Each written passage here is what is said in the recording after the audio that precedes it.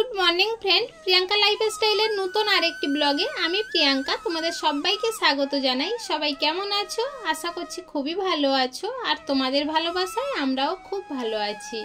आजकेर एखन बाजे सकाल 6:30 और एखन थेके এই ব্লগটা शुरू करछि। प्लिज पुरो ब्लगटा तोमरा स्किप ना करे देखो, आशा करछि तोमादेर खूब भालो लागबे। आजकेर बिछाना गुछाते गुछाते ब्लगटा शुरू करलाम। बिछाना गुछिए रेखे घर থেকে ঝাড় দিয়ে নোংরাগুলো বের করে এক সাইড করে রেখে দেব। তবে পুরো বারান্দাটা পরে পরিষ্কার করব। আর উঠোন তো পরিষ্কার করে নিয়েছি সকালবেলা। ফার্স্ট টাইমে যদি এই শোকেস আলনাটা না পরিষ্কার করে নিই তাহলে পরে আর মনে থাকবে না, অন্য কাজে চলে গেলে ভুলে যাব। বিছানা যতবার পরিষ্কার করি ওই ধুলো উড়ে আমার শোকেস আলনার গায়ে ভরে যায়। তাই যখনই বিছানা পরিষ্কার করা হয় তার সঙ্গে সঙ্গেই আমি আলনাটা একটু মুছে পরিষ্কার করে নেওয়ার চেষ্টা করি। আর এখন দেখছো সব কাজ গুছিয়ে রেখে নিম পাতা পেড়ে নিয়ে চলে এসেছি। আমাদের তো গাছ নেই, লোকের গাছ থেকে পেড়ে নিয়ে এসেছি। তবে আজকের নিম বেগুন করব আর কিছুটা পাতা ভেজে রেখে দেবো। তবে নিম পাতা তো সবসময় পাওয়া যায় না, সেই জন্য ভাবলাম যে এই পাতাগুলো নষ্ট করব না, কিছুটা ভেজে কৌটোয় করে রেখে দিলে অনেক দিন যাবত খাওয়া যাবে। এখন তোমাদের মনে প্রশ্ন আসতেই পারে যে এত গাছপালা দেখি নিম গাছ নেই। হ্যাঁ গো, সত্যি কথাই বলছি, নিম গাছ নেই। তবে দুই একজনের বাড়ি যা রয়েছে বড় বড় উঁচুতে রয়েছে পাতা, কিন্তু পাড়া যায় না। তাই খুব কষ্ট করে লোকের বাড়ি থেকে আনতে হয়।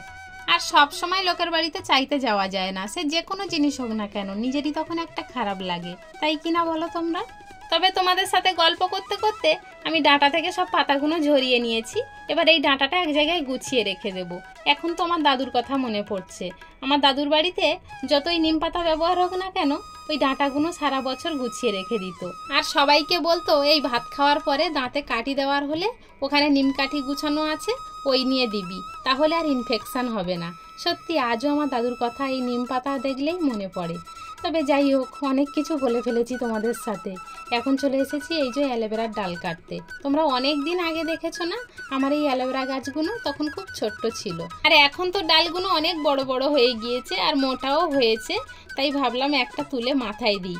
তো হাফটা কেটে মাথায় দিচ্ছি, ভাবলাম যদি গোটা তুলে নিয়ে নষ্ট হয়ে যায়। আমার তো ফ্রিজ নেই, তাই জন্য গোটাটা আর কাটলাম না।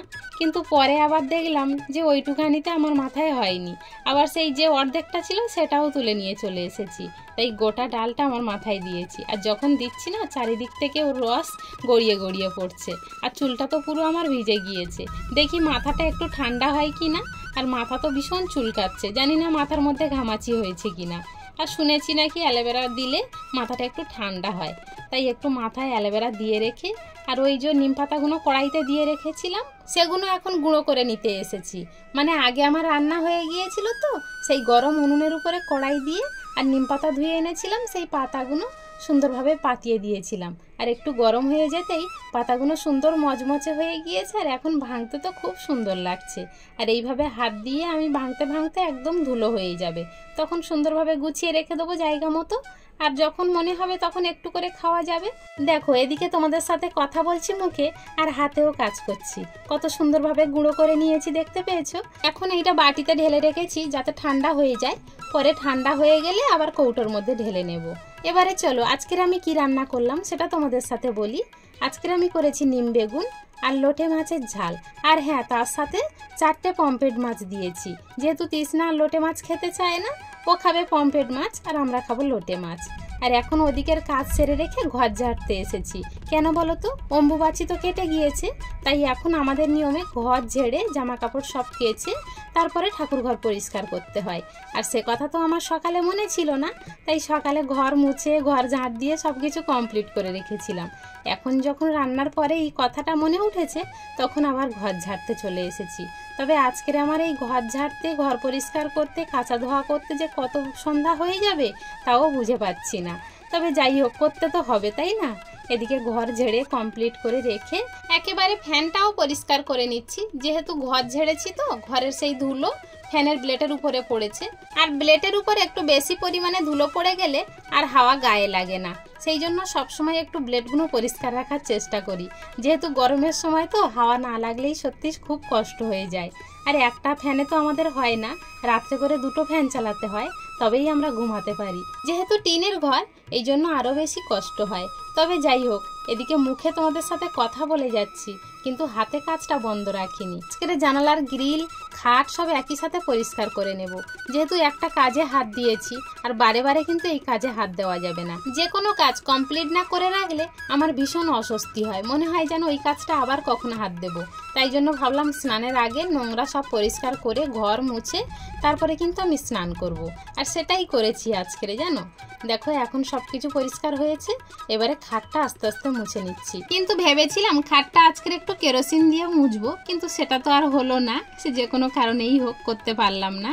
আর অনেকটা কাঁচা ধোয়া বের করেছি আজকেরে, তবে এখনই কাচবো। কিন্তু তার আগে বলি, বিছানার কভার এখনো পরাইনি, পরে পরাবো রাত্রের দিকে। এখন এই কাজগুলো সেরে নিই, না হলে স্নান করতে গেলে আমারও সন্ধ্যা হয়ে যাবে। তবে এখন ঘড়িতে টাইম 2:10, আর এখন তো তৃষ্ণাদেরকে খেতে দিতে হবে। তাই তৃষ্ণাকে বললাম তুমি এখানে খেয়ে নাও আর ঠাম্মাকে ভাতটা দিয়ে দাও, আমি তো এখন স্নান করিনি তাই তোমাদেরকে খেতে দিতে পারবো না। আর তৃষ্ণা তো বললে করে। আর এখন দেখো ওর খেলনা বাটিগুলো আমি একটু আগে গুছিয়ে রেখে তাই এখান থেকে ঝাড় দিয়ে গিয়েছি। আর প্রতিদিন আমি এটা করি যে ওর খেলনা বাটিগুলো সরিয়ে সরিয়ে রেখে মুছে নিই, যেহেতু ছোট মানুষ খেলা করে তো, আর নোংরা অবস্থায় থাকলে ওর গায়েও নোংরা লেগে যাবে, সেই জন্য সবসময় একটু পরিষ্কার করে রাখার চেষ্টা করি। আমার ছোট জায়গা, তবুও যতটুকুনি আছে আমি একটু পরিষ্কার পরিচ্ছন্নভাবে রাখার চেষ্টা করি। চলো, আমার ঘর তো প্রায় মোছা কমপ্লিট হয়ে গেল। তবে এবারে তোমাদেরকে একটা মজার জিনিস দেখাবো। জানো, মজা বলতে কষ্টও হচ্ছে কিন্তু ধরতেও ভালো লাগছে। এই প্রজাপতিটার ডানাটা মনে হয় কিভাবে কেটে গিয়েছে, তাই আর ও উঠতে পারছিল না। তাই আমি হাতে করে তুলে নিয়ে ফুল গাছের উপরে দিয়ে এখন কাঁচা ধোয়াগুলো সব সেরে নিয়েছি। আর আজকের যে কতটা কেচেছি, উঠানে দেওয়ার জায়গা হচ্ছে না, এখনো এক বালতি রয়েছে, কোথায় যে দেব তাও বুঝতে পারছি না। তবে আমি তো কারোর বাড়িতে মেলে দিতে যাই না, ওই যে করেই হোক উঠানে এইভাবে মেলে দেব। একটু জল সরে গেলে, একটু আসিয়ে গেলে আবার ঘরে ফ্যানের হাওয়ায় দিলে শুকিয়ে যাবে। এই ভেবেচিন্তে সব একেবারেই কেচে দিলাম, যে পরের দিন আর শরীর ভালো থাকবে কি না আর পারবো কি না সেই চিন্তা করেই একেবারে কেচে দিয়েছিলাম। আবার অনেকটা সময় পরে তোমাদের সামনে চলে এসেছি। এখন বাজে সন্ধ্যা 7টা। বিকালে যে জামা কাপড়গুলো কেচেছিলাম তার মধ্যে কিছু কিছু শুকিয়েছিল, কিন্তু কিছু কিছু আবার শুকায়নি। যেমন এই মশারিগুলো শুকিয়ে গেছে, দুটো বেডশিট শুকিয়ে গিয়েছে, বেশিরভাগ তৃষ্ণার কয়েকটা জামা আর বালিশের কভারগুলো শুকায়নি, আর আমার তো কয়েকটা জামা রয়েছে। তাই এখন সেই ভিজে জামা কাপড়গুলো খাটের চারিদিকে মেলে দিয়ে ঠাকুর ঘরে চলে গিয়েছিলাম। কয়েকদিন তো ঠাকুর ঘর পরিষ্কার করা হয়নি, আজকের সিংহাসনটা সুন্দর করে পরিষ্কার করে পিতল কাঁসার জিনিস সব মেজে নিয়ে চলে এসেছি। তাহলে চলো, আজকের ব্লগটা এখানেই শেষ করছি। দেখা হচ্ছে নতুন আরেকটি দিনে, নতুন আরেকটি ব্লগের সাথে। ততক্ষণ পর্যন্ত সবাই ভালো থেকো, সুস্থ থেকো আর অলওয়েজ হ্যাপি থেকো, আর আমায় মনে রেখো।